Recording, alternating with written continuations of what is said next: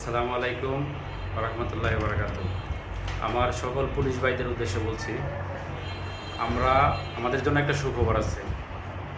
সুখবরটা হলো, আমরা যে 11 দফার আন্দোলন করেছিলাম, 11 দফার দাবি পেশ করেছিলাম। আমাদের যে প্রধান দাবি ছিল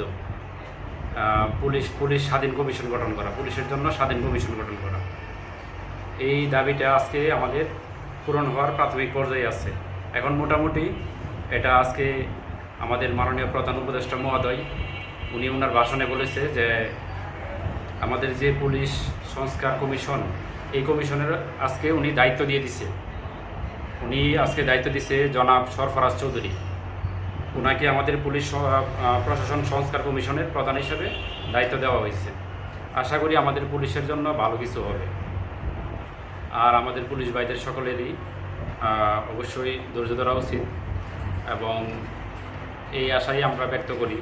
আর আমাদের সকলের জন্যই আমি আশা করি যে ভালো কিছু হবে। এটা অবশ্যই একটা খুশির খবর, কারণ আমাদের দীর্ঘ দাবির প্রেক্ষিতে, দীর্ঘ প্রচেষ্টা কষ্টের প্রেক্ষিতে আমাদের যে প্রধান দাবি ছিল, এই দাবিটি আজকে পূরণ হওয়ার প্রাথমিক পর্যায়ে। এটা পূরণ হলে অবশ্যই পুলিশ রাজনীতিমুক্ত হবে। আশা করি পুলিশ এরকম বৈষম্যের শিকার হবে না। তো এই জন্য সবাইকে খুশির সংবাদটা দিলাম আর কি। সবাই ভালো থাকবেন।